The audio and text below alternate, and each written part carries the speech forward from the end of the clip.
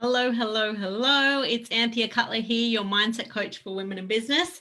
You have joined us on Conversations with Ladies Who Launch, and today I have the absolute pleasure of introducing you to Peace Mitchell. She is the co-founder of AUSMUMPRENEURS and Women's Business School. Welcome, Peace.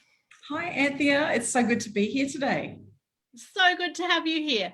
I was just telling Peace, or reminding Peace, that I was part of the AUSMUMPRENEURS back in, I think it was 2018 or 2019, and I absolutely loved it. Oh, yeah, it was so fun to be able to do those big events in person and have women from all over Australia come together and celebrate the awards and the mumpreneur industry. So yeah, hopefully we can get back to those days very soon. I know, right? It's been the COVID saga continues, but I'm so hoping that you can make those in-person events happen again soon, because they are awesome. It's so much fun. So much fun. So if you've joined us, Conversations with Ladies Who Launch is my series where I really like to chat to women in business who've made it, whatever that means, to get like the behind the scenes and the motivational stuff and the don't do stuff on business to kind of inspire people, because I got annoyed with people coming to me, not annoyed at the people coming to me, but like there was this real stigma in the coaching industry where you had to look perfect, and you launched something and told everyone how it was perfect the first time around. And I was like, guys, I'm talking to these chicks behind the scenes and it is not what it looked like at all. So that's kind of how Conversations with Ladies Who Launch started. I'm so lucky to have Peace on here today, because we're going to get the behind the scenes of her two businesses. So I would love to ask you, Peace, if you were to walk into a room and kind of hear your ideal clients talking about you, what would you love for them to be saying? I would love for them to be telling people about how amazing the Women's Business School is and how much it's helped them to scale their business and get the support that they need to help them through any challenges that they're facing. Because, yeah, the Women's Business School is pretty amazing. It is a wonderful place to get that kind of support from other women who are on the journey, but also from our team of experts who are the teachers and mentors in the program. So yeah, I think that would be what I would love to overhear my graduates talking about, how amazing they've loved being part of the Women's Business School. Cool. And I've heard such great things about it. We will give more info at the end if anyone's interested in joining the Australian Women's Business School. So why did you first start your business? Like, how did you get into business? When was it? How did it start for you? I've always been pretty entrepreneurial. I think my first official business was when I was in high school, and I used to braid my friend's hair for $1 each morning. So that was fun, out the front of the library with my hairbrush and my comb. And but from there, I went into teaching. So I went into a kind of traditional workplace where I was a primary school teacher, and I loved that. I really loved teaching. I loved being with the students. I loved the creativity that goes with teaching. And then it wasn't until I had my first son and I had to navigate returning to work that I realized that actually teaching wasn't a great fit for someone with a young baby. And even though teaching is really great once you've got kids who are in school, those years in between, it was too hard. I did try going back to teaching and it just wasn't the same. I was finding that I'd spend all day with these other people's kids and then come home and I was too cranky for my own beautiful baby. And I didn't want that. I wanted to have that time at home with him, which is why I initially started looking into starting a business and getting it going. And my first couple of businesses failed dismally. I went into fashion. I had no prior fashion experience, but I thought I'd become a bikini designer. Oh, and no, I never knew that. So fun, but bombed dismally. I was in a tiny regional town. I live in a little place called Innisfail. It's a farming community. It has a population of about 6,000. So it's a really small community. And very kind of small, very local kind of businesses. So for me to be doing something big and out there, and importing from China and those kind of things was quite different. And I couldn't find the right people to talk to around me. And even online, like this was back in 2008. So Facebook wasn't a thing back then. And so I was just randomly Googling Alibaba and trying to find manufacturers. And I was really isolated and lonely. And that's why that business failed. I didn't have the people around me that I needed. And so my sister went through a really similar experience. She went into stroller design. She wanted to manufacture strollers with beautiful bright prints and colors and have them manufactured in China and imported to Australia. And same thing, you know, she went down pretty much the same route and just was unable to get going. We both had samples sent to us and they were both wrong. Everything was wrong. And we really didn't know what to do. So after some time and thinking about it, we realized that there were other women who were just like us, who wanted to do things, had great ideas for businesses, but really needed that level of support around them and a place where they could ask questions and get advice and somebody who could help them get started. And that's really where it all began. We actually had a community called Connect to Mums, but within that community was a really solid group of mumpreneurs. So that's where AUSMUMPRENEUR began. It was about bringing women who want to start businesses from home together to have that connection and support. And that's where it all began. Oh, that's so beautiful. And so for AUSMUMPRENEUR and the business school, what did launching and your business look like at the beginning compared to now? Like, I love showing people it didn't start out quite the way that it looks now. Yeah, you know, back then, Facebook was just becoming mainstream once we launched AUSMUMPRENEUR. And so it was amazing then. In those days, social media was pretty cool. You could put a post up and every single one of your followers would see it. Like they were the good old days. And so we really used Facebook to launch our business, and we did the call for nominations. And, you know, our first awards were really small compared to what they are now. But everyone has to start somewhere. And so that's what launching looked like for us, just putting it out on social media, telling people about it, inviting them to be part of it, one by one, getting a group of people together who wanted to do it and be part of it. So yeah, those early days were a lot of fun, a lot of hard work though, because, you know, it's now when we do it, we know all of the steps, we know what to do, what needs to happen, everything. But back then we didn't know what was going to work, if the idea was going to work, whether people would want to be part of it, how to do any of it. We were really starting from scratch. So it is hard in those early days for sure. Yeah. And it sounded like you had a pretty organic kind of process, like, let's try it. Absolutely. We had no money. So there was no money for advertising. We had to do everything organically. Yeah, cool. And so launching for you now, what does it look like?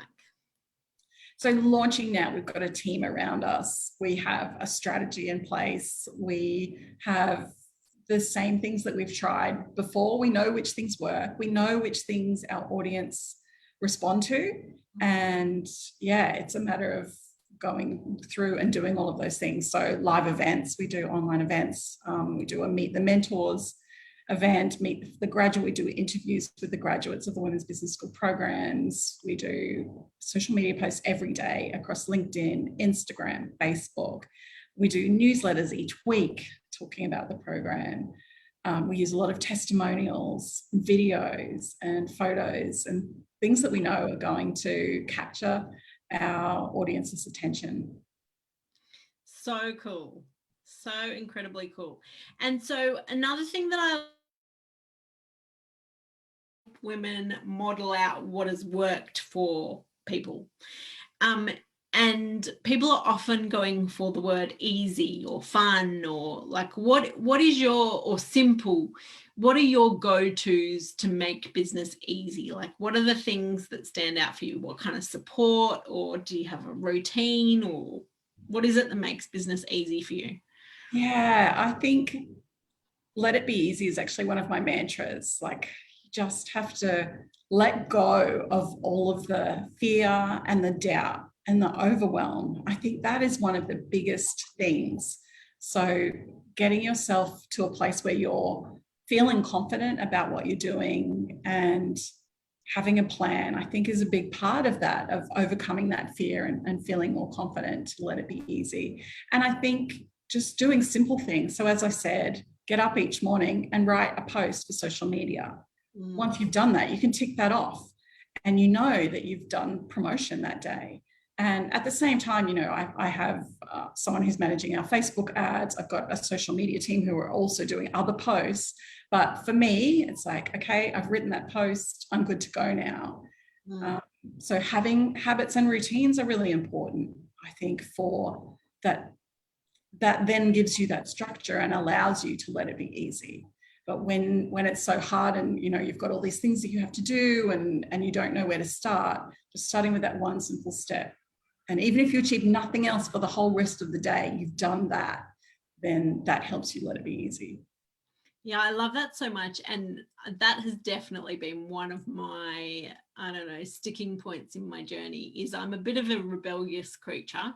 And so I was always looking for the freedom and the ease in business. And it took me a long time to work out that there was freedom and ease in the structure. Yes. I resisted the structure big time. I do love the fact that as entrepreneurs, we do have that freedom to create the structure that we want and that we can have whatever kind of structure that we like. There is freedom around that. But yeah, we do need a structure and set times that we're working, and boundaries around those times are huge for me. Yeah. Yeah, cool. I love it. All right. Can you tell us something about the challenging times and what has got you through the challenging times? Oh my gosh, there have been so many challenging times. I guess the thing that really has got me through the challenging times, there's probably three things. So one is I'm in business with my sister and we have a really incredible relationship and connection. So we know each other's strengths and weaknesses, and when things go bad, I'm not in it by myself. I've got somebody who I can go to and talk to. And so for everyone else out there, you might not be in business with your sister, you might not have a business partner, but as long as you've got someone else that you can go to and say, oh my God, I think I'm going to lose everything. What do I do? You've got that sounding board. I think that's super important, because if you're on your own, it's amazing how things can quickly spiral out of control. And that's when you want to quit. So that's one, having my sister. The second thing is my incredible community around me. That's been huge for me, having that level of support. And I forgot what the third thing was now. It's going to be really good, but I can't remember what it was. What was the question again? What have been your go-to supports in challenging times? In challenging times. So I guess it's about coming back to myself and that inner knowing. So I've done work with, I've done facilitator training with Tara Moore's Playing Big program. And in the Playing Big program, she talks about the inner critic and the inner mentor. And so silencing my inner critic is huge. That's really important for me. But tuning into my inner mentor is also huge for me, because that's where my knowing is from. That's where my wisdom is from. And so when I'm facing a challenge, if I can get quiet and calm and really tune into my inner mentor, then I'll find all kinds of solutions and the answers that I need to take those next steps forward. So yeah, those are my three things. My sister, my incredible community of women around me who I can always reach out to for support, and then my inner knowing. Yeah, cool. I love how you've got a little bit of both, because it's really trusting yourself, but then when you can't, you've kind of got a backup cheerleader. And I think, like, more and more and more, the more I work with women in business, it is just the most incredible thing, because you can have the tiniest mindset wobble that can spiral into a huge thing if you don't catch it. Mm-hmm. As well as it can be over within seconds if you've got someone if you can't do it for yourself, someone else to help you go, no. That's it. Yeah, so good. Definitely. Cool. Yeah, and I think asking for help is something that women struggle with sometimes. And so that's one of the lessons I've learned, that it's okay to ask for help. I think as a society, we kind of feel like asking for help is a weakness or a failure, but actually it's really important. No one does it on their own, completely on their own, no one at all. Everyone's got somebody around them, people around them who help them get to success. And there's no weakness in asking for help.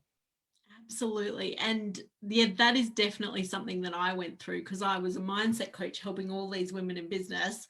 But do you think I'd let myself have my own mindset support? No, thought I was a mindset coach, thought I could do all my own mindset wobbles. Like it can just, and then I also like to think of the quicker I own it and share it and move through it, the less likely it's going to be to become a big thing. Like, I don't know, there's this whole sense of being like, oh, I'm having a wobble. And then the next day, the people who are in my community were like, how are you going, Anthea? And I wouldn't even remember it, because I was just like, had to own the wobble in the moment, move through it, you know? Yeah. Super cool. Super cool. So where am I at? Oh, overall supports in your business. Like, what are when women are starting out in business, what do you think they need? When women are starting out in business, I think they need a lot. They need a really strong vision. I think that's been huge for us. We're very fortunate that Katie and I both have a shared vision, and we know what our calling is. Our mission is to help women to become their best self and to be able to run incredible businesses. And so knowing what that mission is important. And I've seen it happen. I've seen people who think that starting a business is all about making money. And making money, yes, it's a big part of why you would start a business. However, when you face those challenging times, if you're only in it for the money, it's much easier to quit.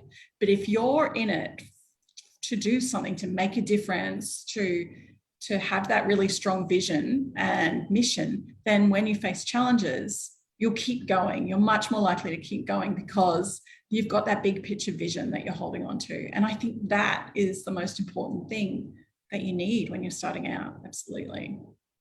Yeah, I love that so much. I've recently done a webinar on getting fired up versus faffing around. And in that, like, my biggest piece is being connected to your vision, because as soon as you reconnect to your vision, you're not procrastinating. Like, as soon as you've reconnected to your vision, you are totally fired up and ready to go, and you are not faffing about. It's most likely 9 out of 10 times you need to reconnect to your vision if you're struggling with the mojo.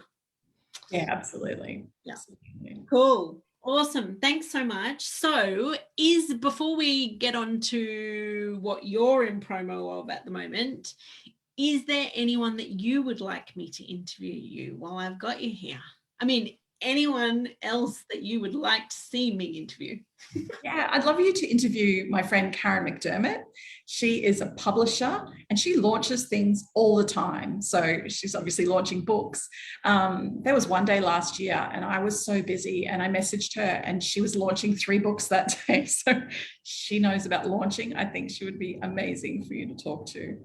Cool. Thanks so much. And anything specifically that you would want to know about the behind the scenes in a business? Oh, she's grown an incredible business. She does publishing, but she also runs international writing retreats. She writes her own books. She has her own series. I think you could have a really incredible conversation with her about all the things she's doing. She's actually doing a documentary this year, which I'm going to be part of. I'm super excited about. So yeah, cool. God, make sure you tell me about that one. Yeah, it's going to be fun. Oh, exciting. That's super exciting. Cool. And what about you? Is there anything in particular that you're promoting at the moment, both freebies, paid offers? Yeah, so we recently launched this book, The Women Changing the World, and it has 33 authors, stories from 33 incredible women about all kinds of things. So they're changing the world in all kinds of different ways. So some of them are in the eco-environmental space, others are in the disability advocacy space, others work in foster care and helping children to connect with new families, all kinds of different areas. And these stories talk about how they got where they are, but the challenges that they faced in their life along the way, and the work that they're doing now. So it's an incredibly inspiring read for anybody who has a dream and want to do something that's changing the world. I 100% recommend getting a copy of this book. It's available on our website, the Women's Business School, but it's also available on Amazon, at Barnes & Noble, Booktopia has it, QBD Books. If you Google The Women Changing the World, this book will come up. So yeah, it's a beautiful read. So we launched this quite recently, which is exciting. We also have our 2022 intake of the Women's Business School happening at the moment. So I'm really excited about that. We only take a small number of women each year. We have an Incubator Program, which is for early stage and pre-launch businesses, and we take 25 women in that program. And an Accelerator Program as well, which is for businesses that are scaling up, going global, expanding into new markets, or building their team. And there's 25 spaces for the Accelerator Program as well.